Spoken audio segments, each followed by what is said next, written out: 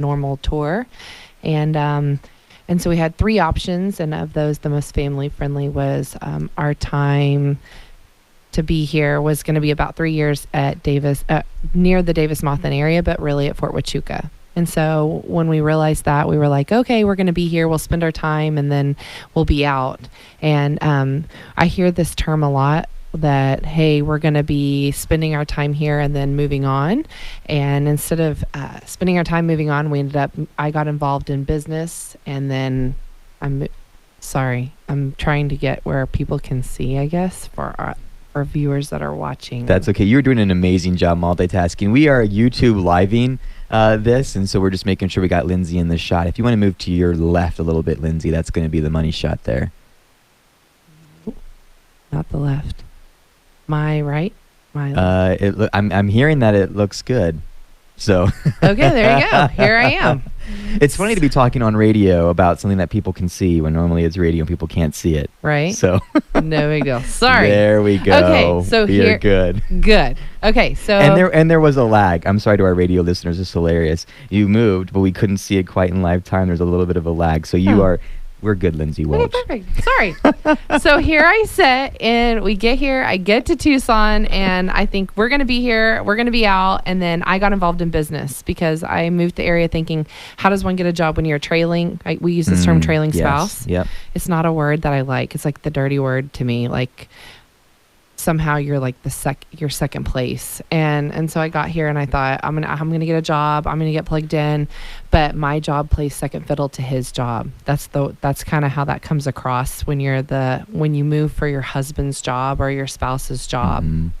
And so I got hired initially with a great organization, Junior Achievement, and that was my first gig. And so when I got plugged in there, I started to get to know people in the community that supported financial literacy. And then through that, I ended up growing professionally, joined the American Heart Association, and then skipped over to the for-profit sector, and then from there built my own business and still have my own consulting. I still do some consulting work through Auto Strategies, and in that process I got deep rooted into the community, and in turn my husband got deep rooted. So even though we came here for him, we are staying because of me. And I think I love that. It's a great story to share with people who look at this community and come and think, I'm coming because, we have some great employers, Caterpillar and now Amazon and Hexagon. We have these great wins that we bring to the community, and people come here for these great jobs or Raytheon or whatever brings them here. And sometimes we say, well, what are we doing for the spouses that look at the job, and maybe one spouse brings them here and then the second spouse is looking for the job. But really what solidified our family was my career. And so now my husband's retiring. We've ended up being able to extend and be here 6 years now. Incredible. And he's retiring this March officially, but this year, the last year of your career gives you an internship opportunity. And he's buying into a stock brokerage partnership and in turn retiring. And so while we thought we would be leaving the area, we've now been deeply rooted, and our kids have a home here, and I have a career here, and he has a career here. And so that's what's been the game changer for us. So that's the background, and that's what got us here. So here we sit. This ties into kind of the meat of what we're going to get into in a minute. But what would you say are the one or two things that about Tucson that keep you here?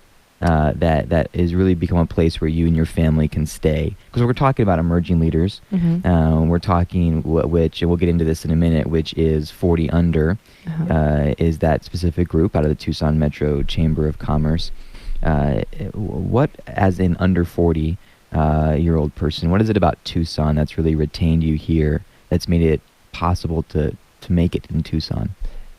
So I think that the big thing for me was Tucson, although we're a greater Tucson area of over 1 million people, it still has maintained this ability to uphold the integrity of a community.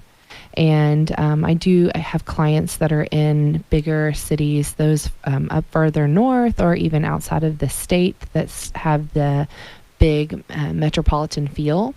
And there is a feel that you're a tiny ant in a big in a big hill. And Tucson, while we have 1 million people, has upheld the integrity of that comes along with that you're meaningful and you're a part of the fabric of a tapestry of a not necessarily a town. It doesn't feel small and insignificant, because I pass cars and I'm like, I know every day I'm passing cars that I'm not like, oh, I see that car again. I see that car again. It's not like you're in a small town where you can pull up at the grocery store and you're passing the same people all the time. But there's an integrity behind when you do work and you put in the grit that you feel like you make a difference and you're leaving a legacy. And I think for people that want to leave to feel like what they're doing is meaningful and makes a difference, and that when you look back at the thread of your life, that you know that this world, you left a mark that made a difference. I think that you are able to see the tread that you left behind in this community. And I think sometimes when you're not just a replaceable cog. Yes. And sometimes when you move out of those places, there's a difference between a small town where, well, when Bill left, there was no one who could do it, so it just died. We do have an opportunity for someone to come in, and it's not like, well, when this person left, nothing ever got done again. There is an opportunity for you to come in and for you to continue the legacy that's been built and to build on.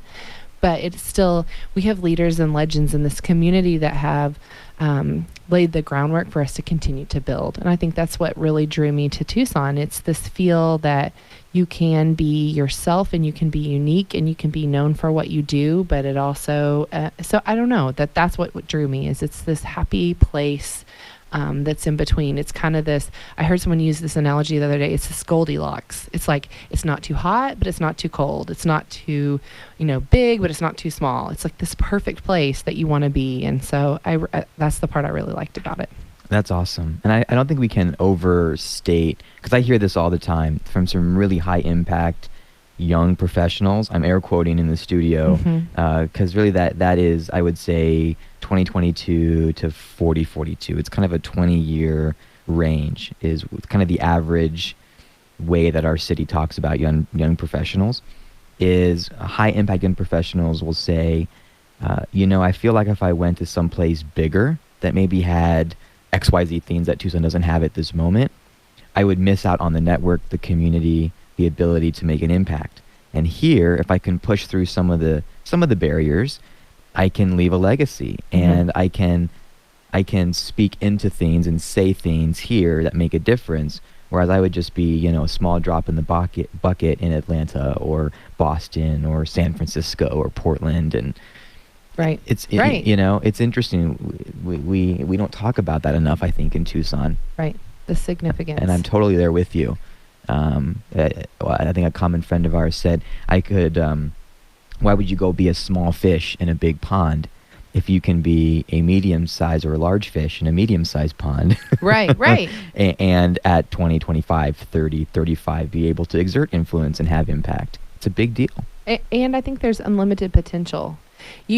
I think you can be in both size ponds here. I mean, there are people here that I found myself sitting in places where I'm like, I cannot believe, that I'm sitting at a table with people who have done such extraordinary things, that have accomplished so much, that choose to that have a tie to this community, that choose to be here when they've done such incredible things. But then I also find myself with people who are just starting their journey, that I'm like, you have so much potential. There's so much you can do. I mean, I just spent yesterday doing stuff with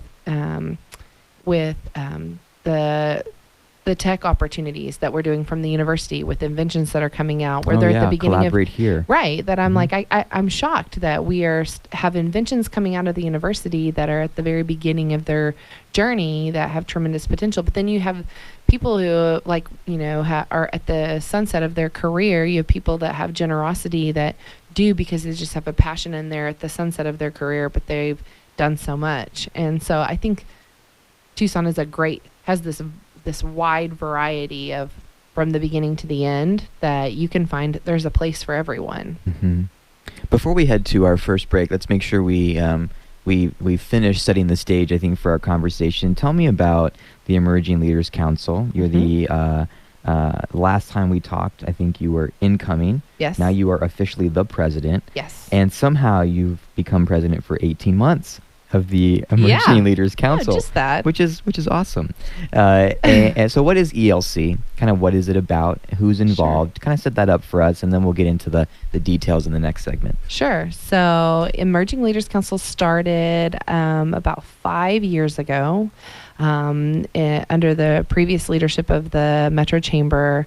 They had recognized the importance of creating a pathway for the future generation of, in particular, chamber leadership, but also city leadership. And they were like, how are we grooming these future leaders that are heavily involved in the community to develop the skills needed to step into those roles, and what are we doing to prepare this group of leaders? And so they developed the Emerging Leaders Council, but didn't want to create duplication and overlap for existing programming, because we have a lot of opportunity in leadership development.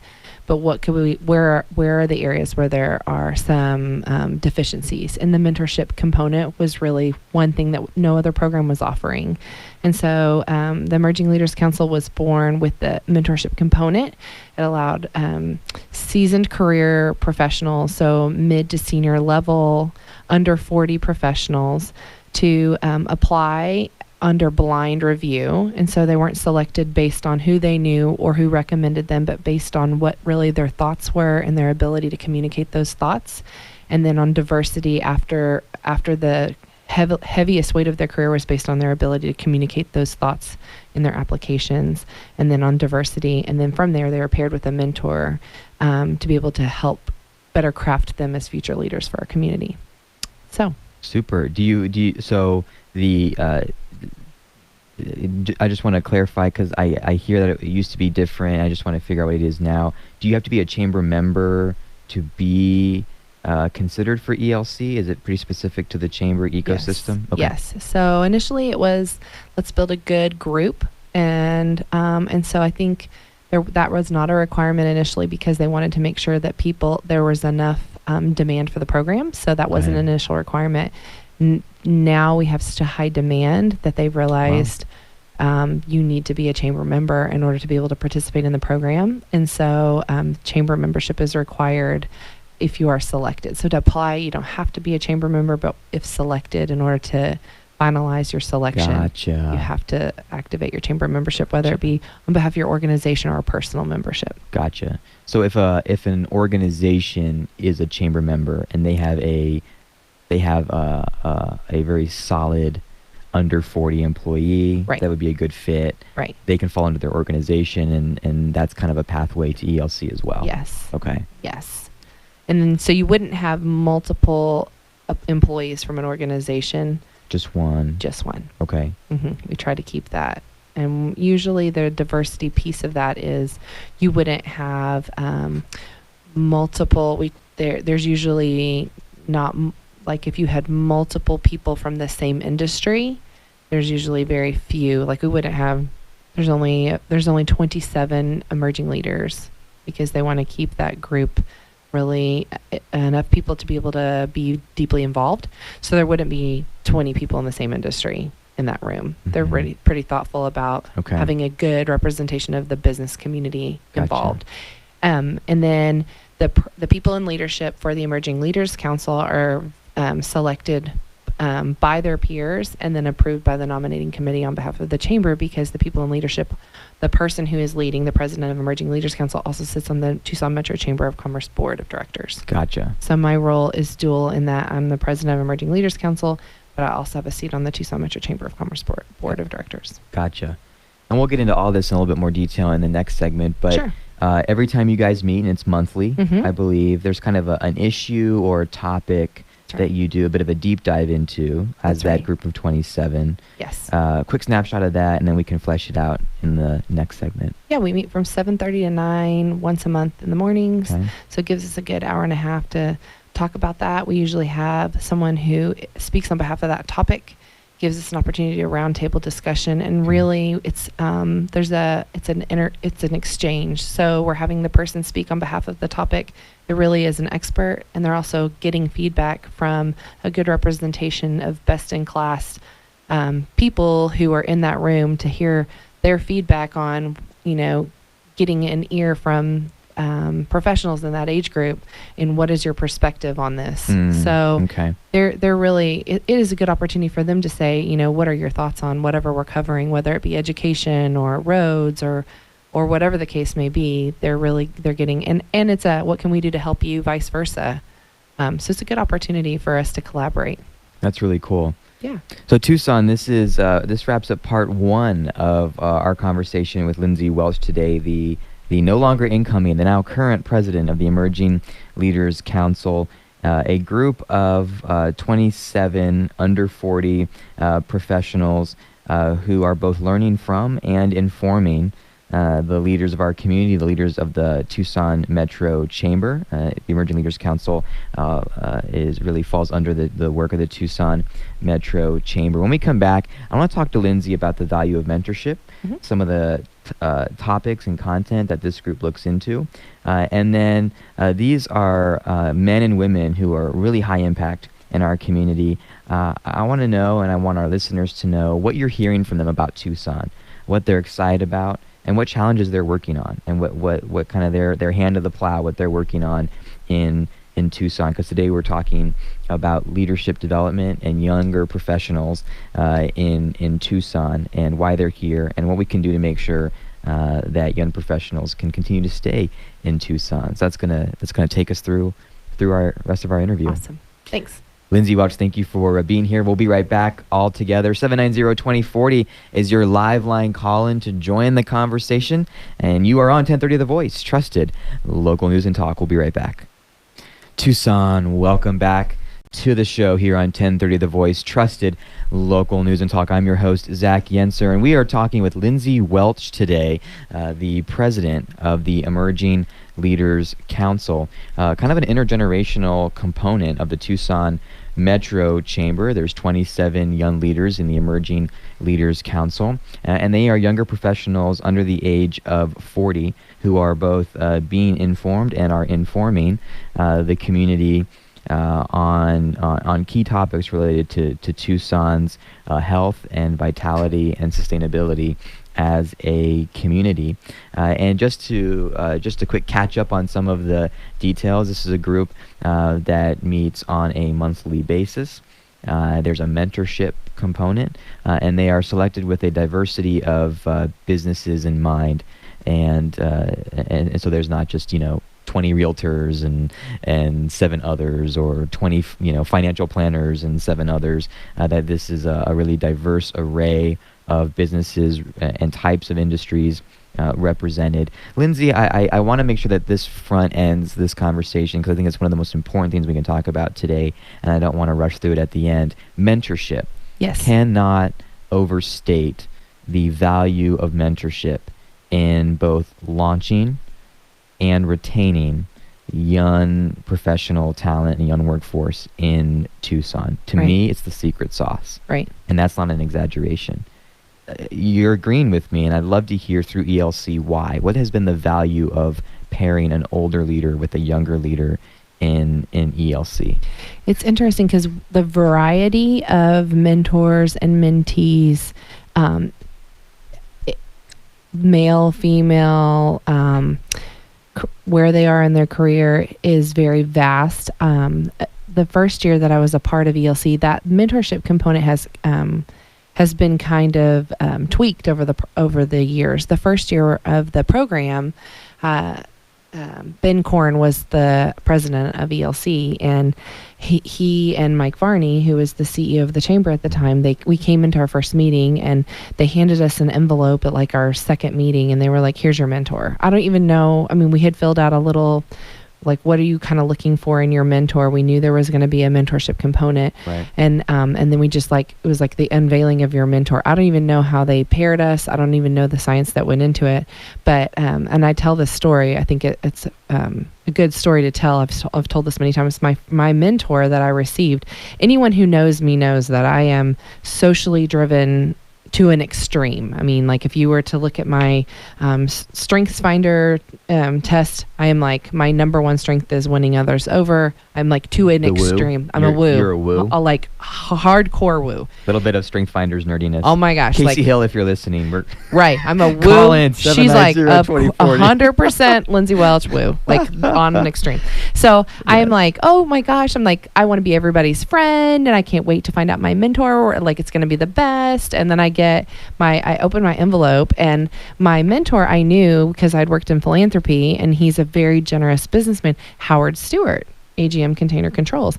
And I open this up and I see Howard, and I'm like, oh no, like he is going to be so disappointed, because he could not be more opposite from me. If you were to look at two people on a spectrum, like social, analytical, like not at all like me. We do not communicate the same. And I tell the story because I knew the commitment was for a year. I knew that my mentor was for a year. And I had said I would like to know a seasoned business owner, professional. That's kind of what I was looking for, someone who could help me, because I was the CEO of the American Heart and Stroke Association at the time. And I needed someone who I felt like could operate a big team. And so I felt like he had the right, I don't really know how I was paired with him, but I felt like he might have the right potential, but I was worried about what the chemistry would look like. And the first couple of meetings we met, there wasn't really a roadmap that was clear of like, you should meet and this is what you should talk about and this is how this should work. It was really organic. And so after a couple of meetings, I sat down with Howard and I was just like, I don't know how we're supposed to do this, Howard, but I'm committed to this relationship for a year.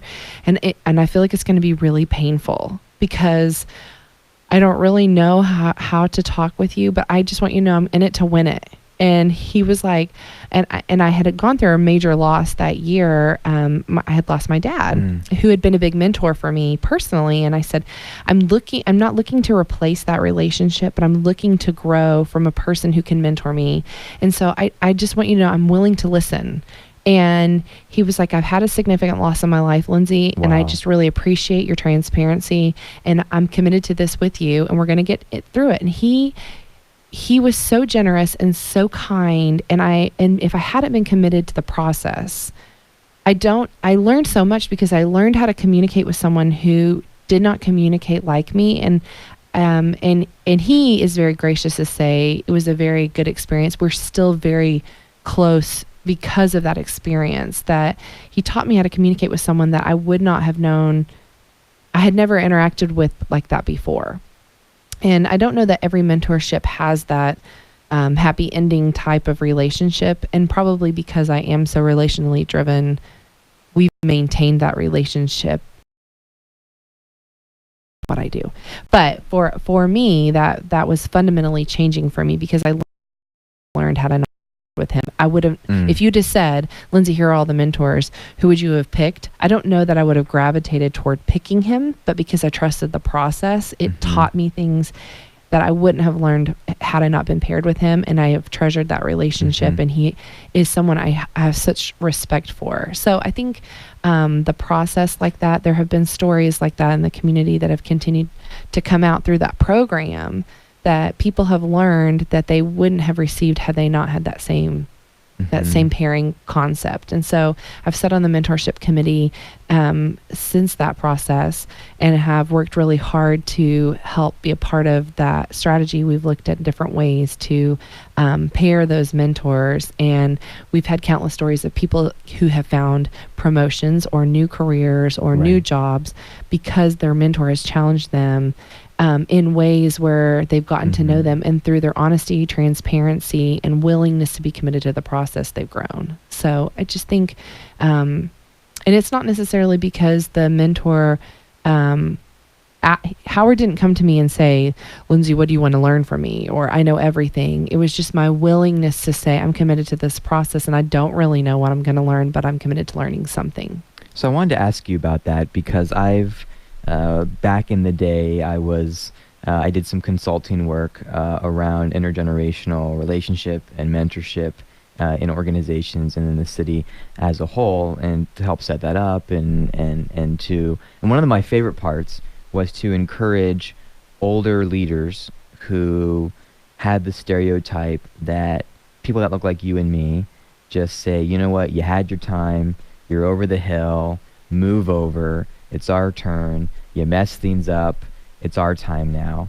That wasn't at least as much of the case as they assumed, that stereotype was largely wrong. That I've just sensed that the 20 to 40 age group is actually calling for mentorship, wants to be mentored, wants to be in it to win it in terms of going through that process. Right.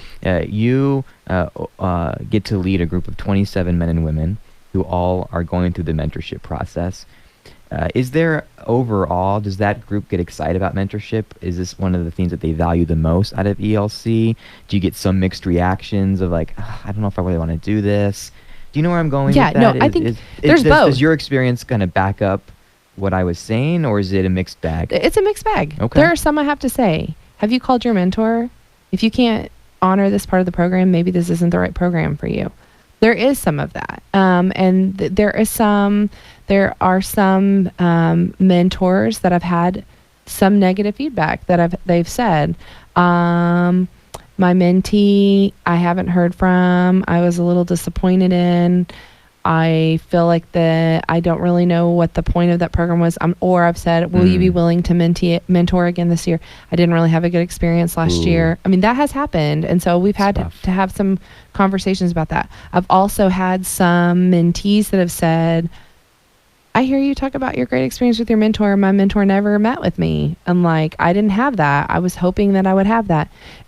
I've had some mentees who have said, can this person be my mentor? And I'm like, that's not how this program, you don't solicit and pick your mentor. To this day. So that part hasn't changed then, is it's kind of, you pick. Right. They want to pick. Them. Like, yeah, I pick. There has been, we've had a deficit of mentors before. And so I've said, we don't have a mentor. Would you be willing to mentor me? Because I'm on the committee and we're short and I need a mentor. So that has happened. And so that has left an impression. Can I pick my mentor? And that is not how the program is designed. It really is a trust of what is the type of framework you're looking for in a mentor. Let us find you a mentor.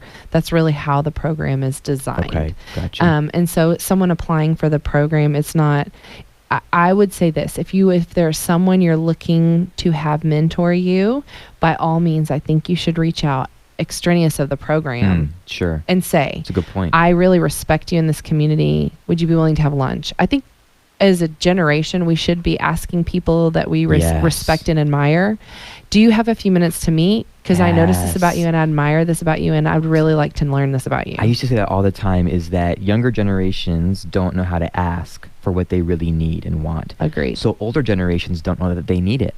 That's right. Right? There's an older and a younger generation that is just completely bypassing each other for no reason at all. Right. And sometimes of no fault of the other. Right. You know? And so I try to say to older generations, older leaders, like, we want to be with you. Right. We just don't know how to ask you. So believe that.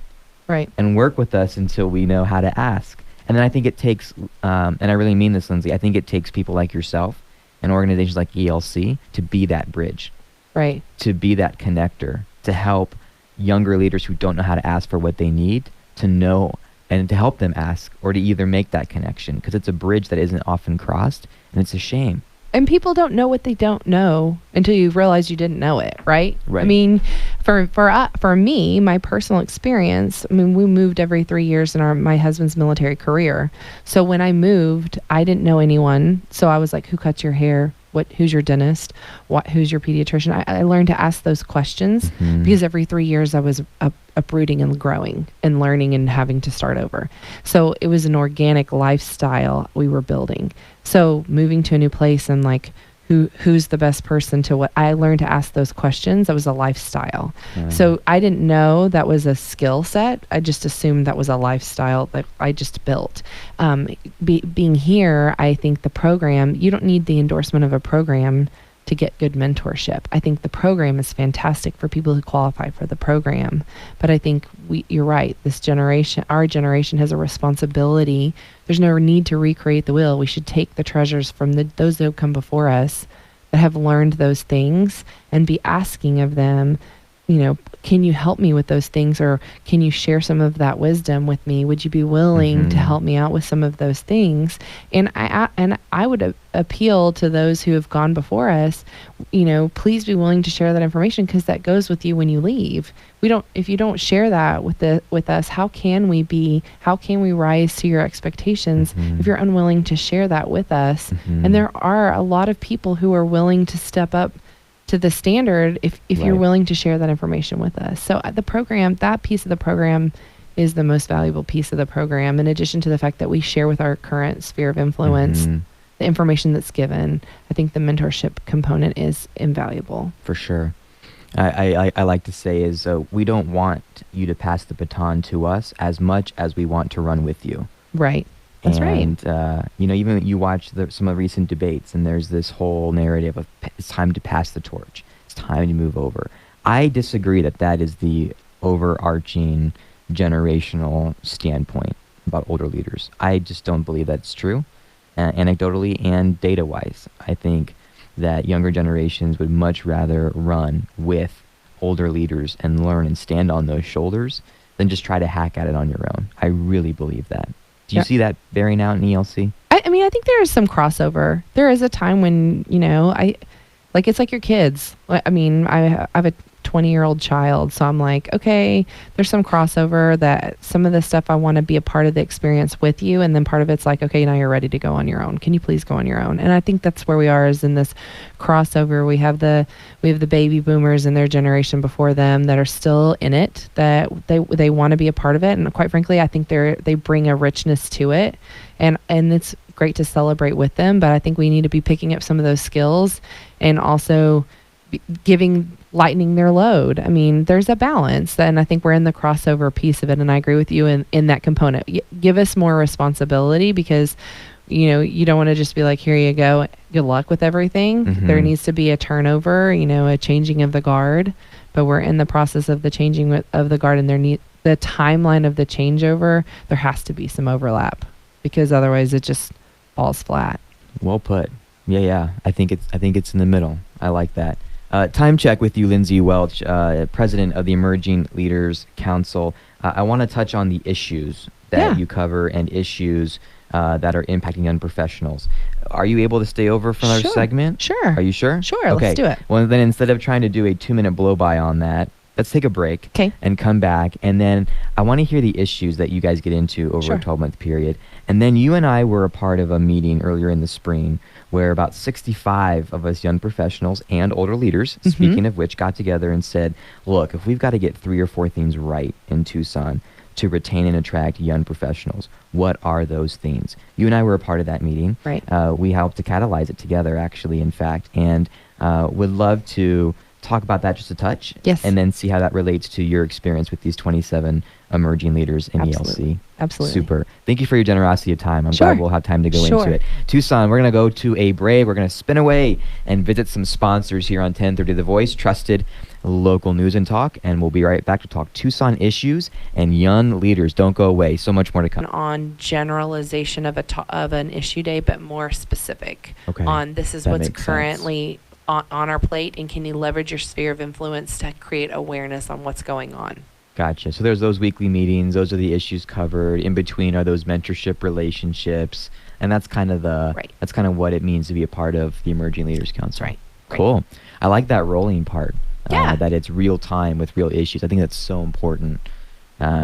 So let's wrap up this way. We've got about 7 or 8 minutes. You and I were a part of putting on an event called Igniting Advocacy, where we got 5 young professional serving organizations together, along with, I think it was 15 or 16 SALC, Southern Arizona Leadership Council leadership. And we got in a room and we had brunch together, and we said, what if we crowdsourced our priorities, our needs, talked about some of our challenges and opportunities as young professionals, and came up with a list of things that if we continue or we get these right in Tucson, we're gonna be able to retain and attract emerging leaders, young professionals in Tucson, and those things involved education, and I would actually say educational attainment for younger professionals, and early childhood education for young families that are developing as young leaders. It involved things like transportation infrastructure, jobs and career mobility, and quality of life issues, as well as Tucson's brand and identity of what's the narrative of Tucson. Right. What was your feedback on that list we came away with in light of the emerging leaders you get to work with, those 27 throughout the year? Did that match?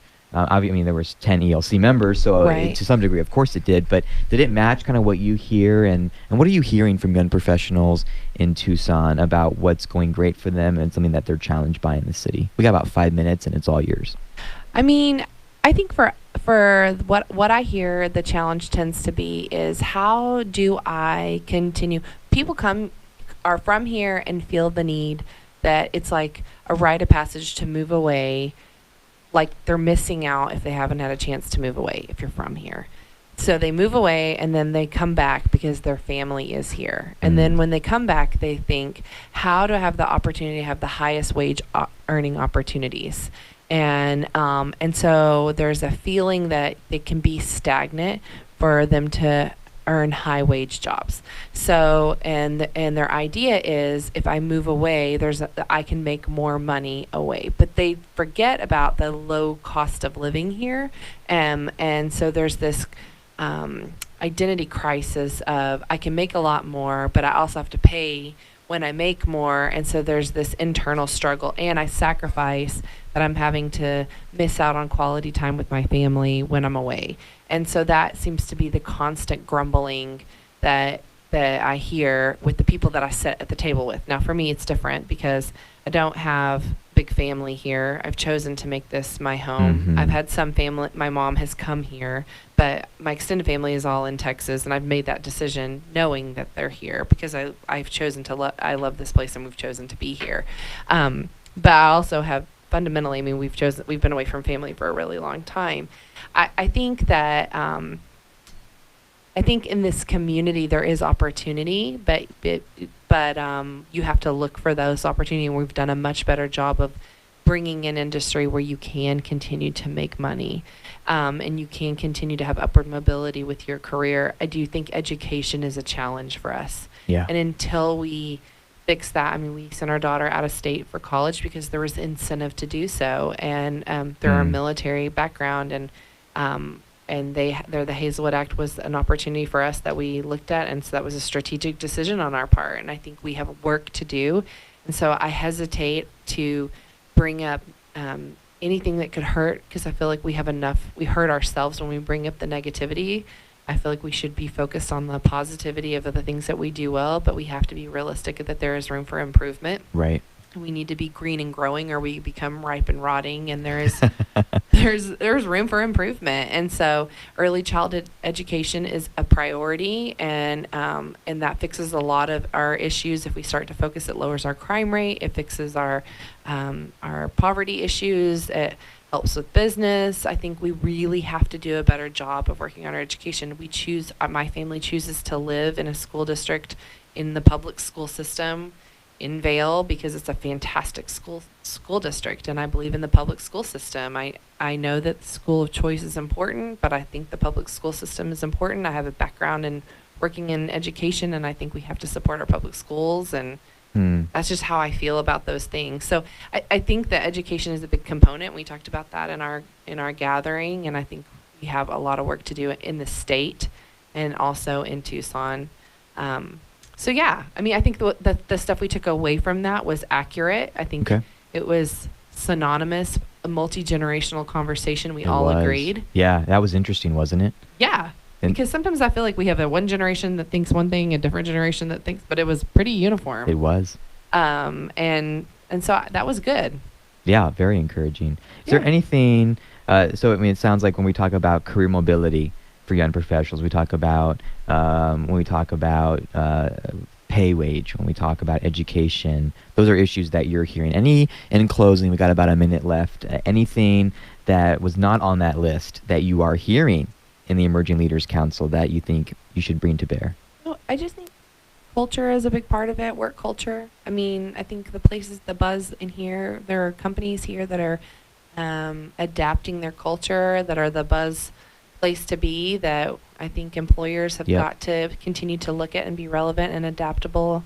That's good. I think that is what's going to continue to bring people to this market, that people will sacrifice wage for culture in some ways. And so I think we continue to stay malleable and creative. And I think as long as we continue to do a good job and be ethical in what we do and celebrate what we're doing well, and focused on what we can do better, I think that we're in good hands.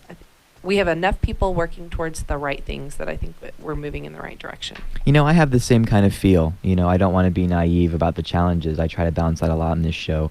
But I do feel like there's collaboration and conversation at a very special level right now in the city. So I stand behind that. Lindsay Welch, president of the Emerging Leaders Council, thank you for your time today. Thanks for sharing about the council.